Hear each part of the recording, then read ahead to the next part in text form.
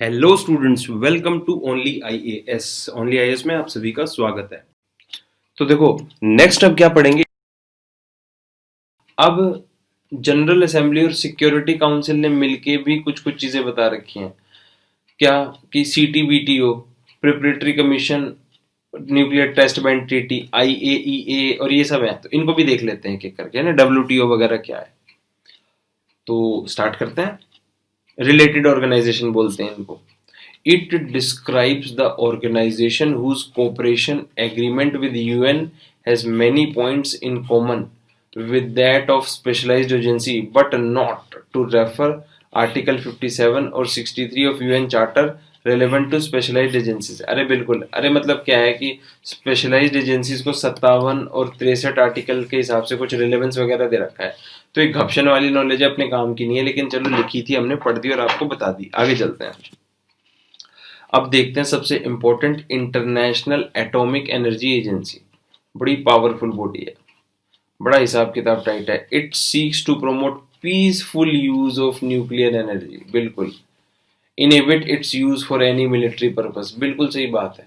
Nuclear energy से आप बिजली बनाओ, अपने पंखे चलाओ, अपने एसी चलाओ, लैपटॉप है ना ये मेरा वाला, ये चलाओ, सब चलाओ, दिमाग चलाओ, सब चलाओ, लेकिन हथियार मत चलाओ, न्यूक्लियर वेपन नहीं। And materials by early detection of the misuse. बिल्कुल, पहले डिटेक्ट कर लो।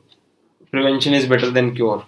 It was established as an autonomous organization which is not under direct control of UN but reports to both United Nations General Assembly and Security Council। बिल्कुल, related organization इसीलिए बोलते हैं, report इनको करेगी। It is widely known as the world's atoms for peace organization, ये भी बोलते हैं, तो इसको भी याद कर लेना। बड़ी अच्छी बात बताई है। नेक्स्ट, यार सच में ना बोरिंग टॉपिक है ना यार, ये भी आप कमेंट करके बताना। निकल, ये कमेंट मत करना, ये तो फालतू कमेंट हो जाएंगे। लेकिन है ना, ये वाले जो टॉपिक्स है ना, स्टोरी वाले टॉपिक्स मस्त होते हैं। ये काफी बोरिंग है, इनमें क्या फैक्चुअल चीजों को घुमाते रहो, मजा है ना क्वेश्चन का अटेम्प्ट करने में या फिर कोई स्टोरी बताने में, उनमें आता है कि नहीं। अच्छा, इसका हेडक्वार्टर है वियना में, जो ऑस्ट्रिया की राजधानी है। नॉर्थ कोरिया ने अपनी मेंबरशिप विद्रॉ कर ली है। नॉर्थ कोरिया की तो किम जोंग पोंग पोंग जो भी है, उसका आपको पता ही है क्या हिसाब किताब है ना। तो वो तो पता नहीं क्या क्या करता रहता है वहां का राजा। और सबसे ज्यादा अपने जो इंडिया टीवी है ना, इंडिया टीवी, पता नहीं सालों को है ना रिपोर्टिंग करनी भी आती है कि नहीं आती है। देखिए ये है किंग जॉन्ग, नॉर्थ कोरिया का तानाशाह, पता नहीं कैसी कैसी बातें बोलते रहते हैं। एक बार क्या हुआ था, इंडिया टीवी पे न्यूज आ रही थी, वो जो क्या बोलते हैं फंडामेंटल पार्टिकल फिजिक्स पे जो एक्सपेरिमेंट हो रहा था लार्ज हाइड्रोजन कोलाइडर का यूरोप में। तो कह रही है, मतलब पता नहीं क्या बोल रहे थे, एक कबूतर के पंख से रुका इतना बड़ा प्रोजेक्ट, अब दुनिया विनाश की ओर। मैं कह यार सही पागल हो यार तुम, अंधविश्वास बढ़िया से फैला रहे हो। मतलब 27 किलोमीटर लंबी वो एक सुरंग बनाई है और सोफिस्टिकेटेड न्यूक्लियर क्या बोलते हैं इंस्ट्रूमेंट्स लगाए हैं उसके अंदर, और वहां पर कबूतर का पंख गिर गया और इनका इतना बड़ा प्रोजेक्ट धराशायी हो गया। और ये बाकायदा न्यूज चल रही थी, उसकी टीआरपी आई तगड़ी। तो मतलब जर्नलिज्म का बेड़ा गर्क है इंडिया के अंदर, ये तो मानना पड़ेगा, है कि नहीं। तो जिस जिसको लगता है कि सर जर्नलिज्म का बेड़ा गर्क हो रखा है इंडिया में, वो कर देना डिस्कशन पेज के पे comment.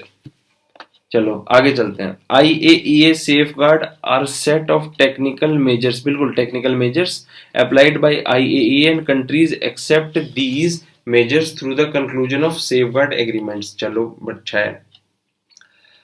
It is essential component of treaty on non-proliferation of nuclear weapons, which is the state that each non-nuclear weapon state is required to conclude a safeguard agreement with IAEA। अब ये NPT क्या है, I guess आपको पढ़ा दी गई है, नहीं पढ़ा दी गई है। तो मैं वेपन वाले के अंदर है ना, नॉन प्रोलिफरेशन ट्रीटी वगैरह सब अच्छे से करवा दूंगा। वेपन वाले जो वर्ल्ड में कन्वेंशन है ना, वहां पर थोड़ा डिटेल में इन चीजों को ले लेंगे कि भाई है ना कॉम्प्रिहेंसिव टेस्ट बैन ट्रीटी क्या है, सीटीबीटी और ये सब चीजें बढ़िया से। आगे चलते हैं। इंडिया और आईएई का क्या संबंध है। इंडिया ने रेटिफाई कर दी है एडिशनल प्रोटोकॉल क्या, which means its civilian reactors are under IAEA safeguard and open for inspection. बिल्कुल, अपने जो सिविलियन जैसे रावत बाटा के अंदर ये लग रखे हैं ना, क्या बोलते हैं, रिएक्टर्स, ये IAEA के सेफगार्ड के अंडर में रहेंगे और इनको इंस्पेक्ट कर सकते हो आप कभी भी आके। Currently 26 Indian nuclear facilities are placed under IAEA safeguard. बड़ी अच्छी बात। आगे चलते हैं। क्वेश्चन आया था 2018 के अंदर, यूपीएससी 2018 में, क्या, in the context what is the implication of ratifying the additional protocol with the international atomic energy agency. अब देखो, the country will have privilege to buy uranium. काटो साले को, एनएसजी की तो बात ही नहीं है। The country become automatically member of NSG. अरे इसको भी काटो। द मिलिट्री न्यूक्लियर इंस्टॉलेशन कम। अब मिलिट्री न्यूक्लियर इंस्टॉलेशन तो अलाउड ही नहीं है, तो ये तो हो ही नहीं सकता, वेग स्टेटमेंट। तो बचा कौन सा, the civilian nuclear reactors comes under IAEA safeguard. Current में थी ये चीज, न्यूज में थी, इसलिए इसको अपन ने कवर कर लिया, है ना। उसके अलावा जो सुमित सर के डेली के करंट अफेयर चलते हैं ना भाई साहब, उसको जिसने छोड़ा उसकी हालत खराब है, क्योंकि काफी चीजें ऐसी हैं जो यहाँ पर कवर नहीं हो पाएंगी, जो वहीं पे ही कवर होंगी और वहां से ही यूपीएससी करके पूछेगी। तो इन सब चीजों का जो अंडरस्टैंडिंग और डेवलपमेंट है ना, वो वहीं से ही हो पाएगा। करना कैसे है इसको यूटिलाइज, वो आपको बता दिया है ना, लेकिन करना तो आपको ही है, मेहनत तो आप ही की है ना, बस उससे ऐसे करके काम हो जाएगा। आगे चलते हैं, आगे चलते हैं, WTO पढ़ लेते हैं। अब देखो, WTO जो है, इसको डिटेल में आपके इकोनॉमिक्स वाली फैकल्टी पढ़ाएंगी। इसके अंदर अलग अलग एग्रीमेंट्स वगैरह हैं जो भी, और इसके तहत काफ़ी कुछ है, मतलब अलग अलग टाइप की सब्सिडी हो गई, इनके अलग अलग डिस्प्यूट्स हो गए, कॉन्फ्रेंसेस वगैरह था, क्या था, है ना। तो वो है, लेकिन वो इकोनॉमिक्स एंगल से पढ़ने का है। मैं यहाँ पर केवल इंटरनेशनल ऑर्गेनाइजेशन के हिसाब से इसको टच करूंगा और जल्दी से निकल जाऊंगा। क्या, it operates a global system of trade rules. बड़ी अच्छी बात। Acts as a forum for negotiating trade agreements. क्या बात है। देखो सीधी सी बात है, वर्ल्ड का ट्रेड ऑर्गेनाइजेशन है, ये कंट्री और ये कंट्री करेंगे ट्रेड, तो ट्रेड करेंगे तो ट्रेड के रूल्स आएंगे। अब रूल्स ऐसे तो बनेंगे नहीं कि भाई मैंने बोल दिया ऐसे और तूने बोल दिया ऐसे, नहीं, नेगोशिएशन करेंगे बाबू, और नेगोशिएशन करेंगे तो झगड़ा भी करेंगे, तो डिस्प्यूट को सेटल करेंगे। Its member countries, it supports the need of developing countries. बड़ी अच्छी बात, डेवलपिंग कंट्रीज को आगे बढ़ाने का भी। WTO कब बना था, माराकश एग्रीमेंट के तहत बना था। वही माराकश शहर कहाँ पड़ता है आपको बताना था, होमवर्क दिया ही है मैंने। गैट को रिप्लेस किया था इसने, general agreement on trade and tariff को रिप्लेस किया था, और फिर बना था 1995 के अंदर WTO। It is created by Uruguay round of negotiation and established in 1995। इसका हेडक्वार्टर है जिनेवा में, रट्टा लगा लेना, है कि नहीं। आगे चलते हैं। The trade agreement are signed by representative member government and ratified by their parliament। बिल्कुल, गवर्नमेंट ने किया साइन, आया लोकसभा के अंदर वोटिंग, आया राज्यसभा के अंदर वोटिंग, प्रेसिडेंट का मिला एक्सेंट, तो बिल बन गया एक्ट। जो बिल पहले बिल में घुसा हुआ था, अब वो एक्ट कर गया तो बन गया एक्ट। WTO के अभी 164 मेंबर हैं और 22 ऑब्जर्वर गवर्नमेंट है। बड़ी अच्छी बात। अफगानिस्तान, लाइबेरिया लेटेस्ट है जिन्होंने ज्वाइन किया है। जो मेंबर है इसके, जरूरी नहीं कि वो फुल्ली इंडिपेंडेंट स्टेट हो, भाई बिजनेस करने वाले होने चाहिए। Every custom territory with full autonomy in the conduct of their external commercial regulation can join with the consent of their members with other members। जैसे कि हांगकांग कस्टम टेरिटरी है ना, वैसे स्पेशल रीजन है चाइना का, जो कि अपनी आजादी की मांग कर रहा है। इस पार भी लेंगे आजादी, उस पार भी लेंगे आजादी। चलो ठीक है। 5 principle which WTO follows are non discrimination. बिल्कुल कहने को कहते हैं कि हम डिस्क्रिमिनेट नहीं करेंगे, हम रेसिप्रोसिटी मतलब एक हाथ दे और एक हाथ ले। बाइंडिंग एंड एनफोर्सेबल कमिटमेंट, बिल्कुल जो हमने कमिटमेंट कर लिया तो मैं अपने आप की भी नहीं सुनूंगा। सलमान भाई के फैन हैं। उसके बाद में ट्रांसपेरेंसी लाएंगे और सेफ्टी वैल्यूज लाएंगे, बड़ी अच्छी बात। General council is a top day to day decision making body है। It has representative from all member government also meet under different rules the dispute settlement body, बड़ी अच्छी बात। आगे चलते हैं। Ministerial conference is the highest decision making body where members are represented by its trade minister which meet every 2 years। ठीक, हर 2 साल में ministerial level की बॉडी जाती है, मतलब हमारा ट्रेड का मिनिस्टर जाएगा, यूएस का ट्रेड का मिनिस्टर आएगा, सब आके बैठ के बैठेंगे और मिनिस्ट्रियल कॉन्फ्रेंस होगी। अब ये मिनिस्ट्रियल कॉन्फ्रेंस है ना, आपको इकोनॉमिक्स में बिल्कुल बढ़िया से पढ़ाएंगे।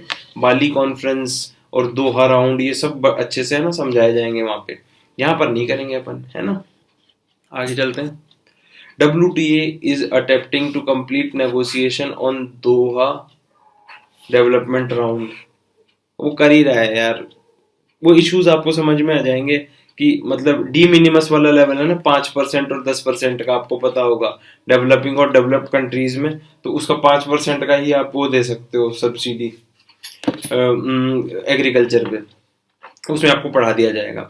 The WTO has no specific agreement dealing with the environment, बिल्कुल सही बात है, but a number of WTO agreements include provision dealing with environmental concerns. इसके मैंडेट में नहीं लिखा हुआ कि एनवायरमेंट का हमको ध्यान रखना है, लेकिन अलग अलग ये एग्रीमेंट बनाते हैं ना, तो उसमें एनवायरमेंट का ध्यान रख लेते हैं, तो बड़ी अच्छी बात है, होना भी चाहिए। The agreement on technical barriers to trade and the agreement on sanitary and phytosanitary measures addresses environment related issues, बिल्कुल सही बात है। इस पर ना फ्रांस ने इंडिया पर केस लगा दिया था। एल्फेंजो मैंगोज जाते थे गोवा से, तो यहां से कुछ बटरफ्लाई चली गई थी और उससे क्या हुआ था, वहां की वही इन्वेजन ऑफ एलियन स्पीसीज, तो वहां पर उनको कुछ कुछ नुकसान हो गया था, तो इंडिया पे केस लगा था क्यों सैनिटरी एंड फाइटोसैनिटरी मेजर्स को सही से एड्रेस नहीं किया था। चलो 11th जो हेल्ड हुई थी ब्यूनस आयर्स अर्जेंटीना में 2017 में, तो 2019 में कहां पे हुई थी, ये आपके लिए होमवर्क है।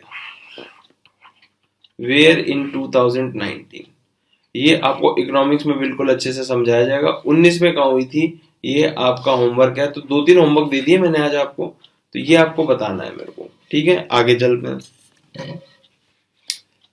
5th मिनिस्ट्रियल कॉन्फ्रेंस जो दोहा थी, वो किस किस पे बात की थी, एग्रीकल्चर, मेडिसिन और special and differential treatment for goods for weaker countries, तो इन सब में बात हुई थी। अभी भी इन पे ना लड़ाई चल रही है, तो ये आपको इकोनॉमिक्स में कवर करवा देंगे, है ना, तो इसका ध्यान रखा जाएगा वहां पे।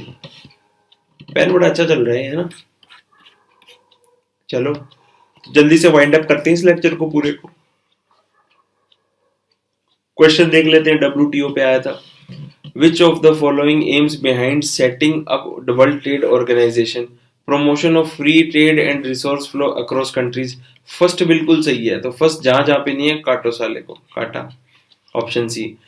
Protection of intellectual property right, ये भी है, क्योंकि इंडस्ट्री के अंदर बिजनेस करेंगे तो इंटेलेक्चुअल प्रॉपर्टी आती है ना, तो सेकंड जहां पे नहीं है उसको भी काटो, तो ये भी काटा।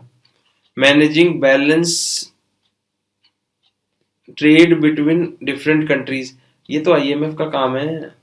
Promotion of trade between farmer east block, अरे नहीं ये फालतू बातें हैं, तो केवल हो जाएगा ऑप्शन बी। तो देखो बेसिक मैंने बार बार बोला था कि आपका जो स्टैटिक पोर्शन है ना, वो बढ़िया से क्लियर होना चाहिए, और उसके अलावा इस तरह से अंडरस्टैंडिंग लगा लगा के क्वेश्चंस को अटेम्प्ट करना सीखो, काम हो जाएगा। छाण में पूछा था यूपीएससी क्वेश्चन। आगे चलते हैं, मिसलीनियस चीजें और देख लेते हैं। अब जल्दी से वाइंड अप कर देते हैं, लेक्चर बहुत लंबा हो गया है ना, वाइंड अप कर देते हैं, और फिर आप भी सोना हम भी सोएंगे। मैं रात को रिकॉर्ड कर रहा हूँ ये, तो इस होने का काम होएगा इसके बाद में, है कि नहीं। चलो, इंटरनेशनल ऑर्गेनाइजेशन फॉर माइग्रेशन, ये क्या है, 1951 में इस्टेब्लिश की गई थी। It has been an observer to UN 1992 तक, और 2016 में यूएन के सिस्टम को ज्वाइन कर लिया। इसका हेडक्वार्टर है जिनेवा में, बड़ी अच्छी बात। इट वर्क्स फील्ड पे काम करती है विद गवर्नमेंटल और इंटर गवर्नमेंटल और नॉन गवर्नमेंटल पार्टनर्स के साथ में। 166 मेंबर कंट्रीज हैं जिसमें इंडिया भी है, और 8 का ऑब्जर्वर स्टेटस है, 8 ऑब्जर्वर स्टेट्स हैं इसके अंदर। आईओएम करती क्या है, 4 तरीके से मैनेजमेंट का काम करती है। Migration and development, facilitation migration, regulation migration और फोर्स्ड माइग्रेशन, इन सब ब्रॉड एरियाज पे काम करती है।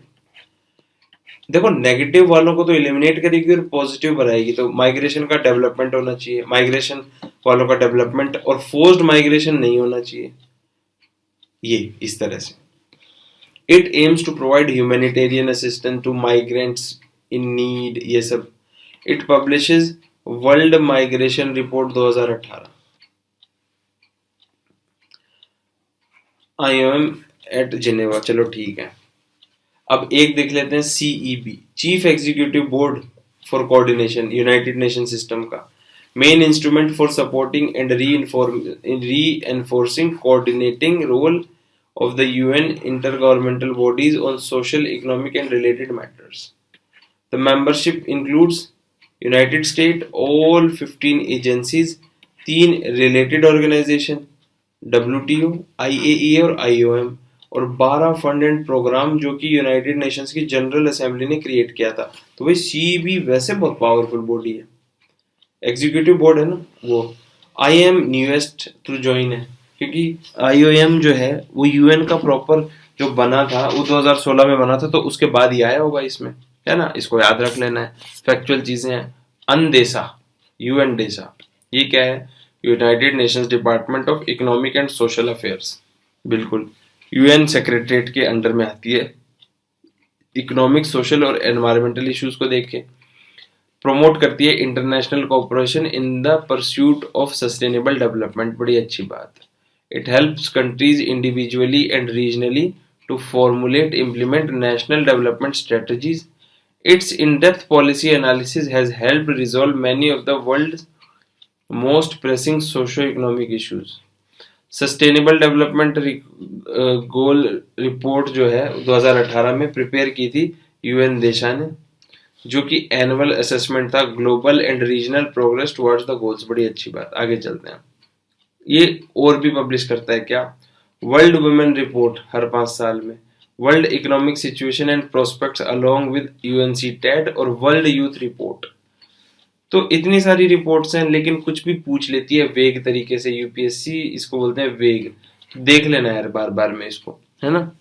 रिपोर्ट्स पे शायद आपके लेक्चर हो भी गया है, तो उसको भी देख लेना। अगला, United Nations human right council, United nation की ह्यूमन राइट काउंसिल है क्या, it is an inter governmental body United Nation system के अंदर, responsible for promoting and protecting human rights. UNHCR की 47 सीट है, 3-3 साल का टर्म है। कोई भी मेंबर 2 से ज्यादा कंसेक्यूटिव टर्म पे आ नहीं सकता, मतलब 2 बार जीत जाओ फिर नहीं, मतलब लगातार। यूएन जनरल असेंबली इलेक्ट करती है एब्सोल्यूट मेजोरिटी से, बड़ी अच्छी बात। UNHCR is the successor of UN commission of human rights, is a subsidiary body of UN general assembly, बड़ी अच्छी बात। खत्म करते हैं। अब देखो, office of high commissioner for human rights is a leading UN entity on human rights, बिल्कुल ये तो है ही, है ना। UNHCR it supports different human right monitoring mechanism in the UN systems including UNHRC, बड़ी अच्छी बात। The General Assembly by a 2/3 majority can suspend the rights and privileges of any council member that it decides has persistently committed gross systematic violation of human rights during its term of membership। चलो, Universal Periodical Review of UNHRC assesses the human rights situation in all member states by taking into account information from different sources including NGOs. खत्म, रट्टे लगाने वाली चीजें। इसके बाद में India और UNHRC क्या, द 18 न्यू मेंबर्स अगले 3 सालों के लिए were elected by absolute majority through a secret ballot. India was also elected beginning 1 January 1919 Asia Pacific category के अंदर हाईएस्ट नंबर ऑफ वोट मिले थे। बहरीन, बांग्लादेश, फिजी, फिलीपींस भी इसी सेम ग्रुप के अंदर इलेक्ट हुए थे। चलते हैं, अब देख लो अस्ताना डिक्लेरेशन। तो मैं आपसे ये पूछूंगा, अस्ताना सिटी कहाँ पड़ती है और क्या, अच्छा आज मैंने काफी क्वेश्चन पूछ लिए हैं, वैसे लिख लेना यार एक एक करके कि कौन से क्वेश्चन पूछे हैं। तो अस्ताना सिटी कहाँ पे पड़ती है, क्या ये सेंट्रल एशिया में पड़ती है? अगर ये सेंट्रल एशिया में पड़ती है तो सेंट्रल एशिया की लोकेशन बहुत इंपॉर्टेंट है यार, यूपीएससी बहुत क्वेश्चन पूछती है। तो जब भी अस्ताना की आप लोकेशन देखो, सेंट्रल एशिया की पूरी लोकेशन देख लेना, ये जितने भी इस्तान पिस्तान है ना सबको देख लेना। और अस्ताना है क्या उस कंट्री की कैपिटल है या उस कंट्री की कोई नई कैपिटल बन चुकी है? तो ये एक्सरसाइज करने का काम मैं आपको दे रहा हूँ। लेक्चर देखते वक्त ही साइड में यूट्यूब खोलना, सॉरी यूट्यूब नहीं, विकिपीडिया खोलना और सब कुछ देखना। और देखो जिस तरह से मैं पढ़ाता हूँ ना, उस अप्रोच को अगर इनकुलकेट नहीं करोगे ना, तो देखो सिविल्स की तैयारी में मजा नहीं आएगा, बड़ी बोरिंग तैयारी है। इस बोरिंग तैयारी को हटा सकते हो आप इस तरह से। तो देखो 120 यूएन मेंबर्स हैं इंडिया को इंक्लूड करते हुए जिन्होंने अस्ताना डिक्लेरेशन को साइन किया, which vows to strengthen primary health care and achieve universal health coverage by 2030। बड़ी अच्छी बात। The declaration mark 40 years of historical Alma अटा डिक्लेरेशन, जिसने कि हेल्थ को ह्यूमन राइट फॉर ऑल बोला था। तो ये ये क्या बोलते हैं, अस्ताना डिक्लेरेशन है ना, ये हेल्थ केयर पे है ना, प्राइमरी हेल्थ केयर और यूनिवर्सल हेल्थ कवरेज, इन दो चीजों पे। थ्रू अल्मा आटा was signed to ensure health for all. Its progress was uneven, several countries missing out of several indicators set under the declaration। बिल्कुल, the new declaration will renew political commitment to primary health care। बिल्कुल, इसीलिए तो की गई है। From government and non-government organization, professional organization, academia, global health and development organization, ये भी हो गया। और अब हम दुबई डिक्लेरेशन भी देख लेते हैं, रट्टा लगाना है। ये क्या है, United nation world data forum हुआ था दुबई में, अब ये डाटा पे था। आजकल के बच्चे आटा कम खाते हैं, डाटा ज्यादा खाते हैं। तो डाटा है तो डाटा का हिसाब होना चाहिए ना यार। It is conducted by United nation statistical commission with support of United nation department of economic and social affair. Its detailed measures to boost funding for data and statistical analysis for monitoring and speeding up progress toward 2030 sustainable development goals। बिल्कुल। Next, तो almost ये कि खत्म ही है ना। हाँ, इसके बाद में एक क्वेश्चन और करेंगे इस बार वाला, और उसके बाद में लेके प्रभु का नाम। अच्छा मैंने आज लोगो नहीं लगाया ओनली आईएएस का, कोई नहीं, नेक्स्ट लेक्चर में लगाएंगे। एक और देख लेते हैं। It supports implementation of Cape Town Global Action Plan from Sustainable Development Data। देखो सीधी सी बात है, 2003 तक इनको सारे सस्टेनेबल डेवलपमेंट गोल्स अचीव करने हैं, और वो अचीव हो रहे हैं कि नहीं हो रहे हैं? तो सबको बोल रहे हैं कि अपने अपने डाटा लाके दिखाओ। तो डाटा लाके दिखा रहे हैं, उसका कन्वेंशन हुआ था। तो ये Cape Town global action plan for sustainable development data, a plan adopted in 2017 forum that guides the implementation of program and activities to respond the data's need of the 2030 agenda। पढ़ दिया है मैंने, रटना नहीं है इसको, इजी है ये। आगे चलते हैं। अब 2019 में किस तरह का क्वेश्चन यूपीएससी ने पूछा था देखते हैं, कैसे एलिमिनेट हुआ ये भी देखेंगे। Consider the following statement: The United Nations Convention Against Corruption has a protocol against the smuggling of migrants by land, sea and air।